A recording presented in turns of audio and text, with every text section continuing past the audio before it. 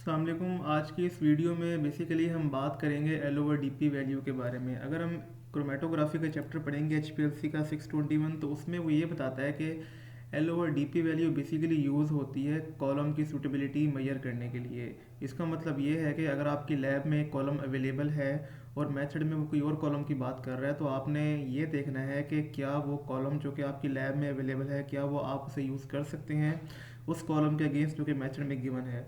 तो उस उन दोनों कॉलम की सूटेबिलिटी को मेजर करने के लिए हमारा एक पैरामीटर है जिसको हम बोलते हैं L over D P value. L means column length और जो part D P mean particle size. तो उसके लिए मैंने एक कैलकुलेटर बनाया है एक्सेल शीट का, वो मैं आपसे शेयर कर दूंगा। उस कैलकुलेटर से हम इजीली पता लगा सकते हैं कि हम वो कॉलम जो कि हमारे लैब में अवेलेबल है, क्या हम उस कॉलम को उस कॉलम से यूज़ कर सकते हैं जो कि हमारे मेथड में गिवन है।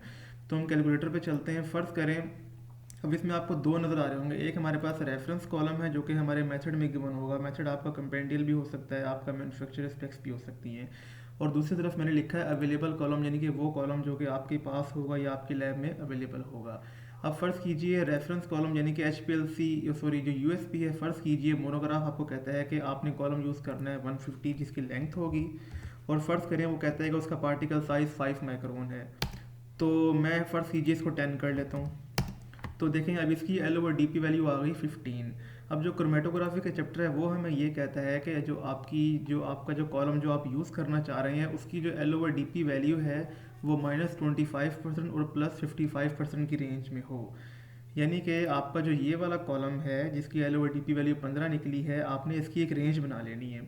अब 15 की रेंज अगर हम बनाएं तो 15 का -25% होता है 11.25 और 15 का +50% होता है 22.5। तो ये बेसिकली हमारी रेंज है।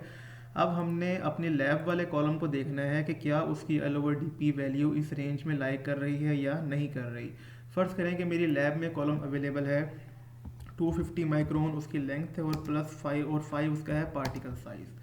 तो अगर आप गौर करें इसकी L over D P value आ रही है 50। तो इसका मतलब क्या हुआ कि मैं ये वाला कॉलम इस कॉलम की जगह यूज़ नहीं कर सकता क्योंकि ये इसकी रेंज में लाई नहीं कर रहा। सिमिलरली फ़र्ज़ करें एक और कॉलम अवेलेबल है जिसकी 125 लेंथ है और 5 माइक्रोन उसका साइज़ है। ठीक है, तो देखें इसकी L over D P value 25 आ रही है, इट्स मीन मैं इसको भी यूज़ नहीं कर सकता। तो यूँ करके हम जो है ना कॉलम की सूटेबिलिटी मेजर कर सकते हैं। अगर हम एक और प्रैक्टिकल कर रहे हैं, फ़र्ज़ कर लें उसकी लेंथ है 125 और पार्टिकल साइज़ है 3, तो देखें तब भी हम इसे यूज़ नहीं कर पाएंगे। तो आपने इस कैलकुलेटर की बेस पे आप इजीली फाइंड कर सकते हैं कि आपने कॉलम सब्स्टिट्यूट कौन से कॉलम से करना है। यहाँ आपने एक चीज़ याद रखनी है, क्रोमेटोग्राफी का चैप्टर हमें ये बताता है कि there should be no replacement of C18/C8। ये जो कैलकुलेटर है ये ओनली C18 टू C18 और C8 टू C8 की सब्स्टिट्यूशन के लिए है। आपने C18 को C8 से या C8 को C18 से सब्स्टिट्यूट नहीं करना। तो ये चीज़ है बेसिकली। Thank you.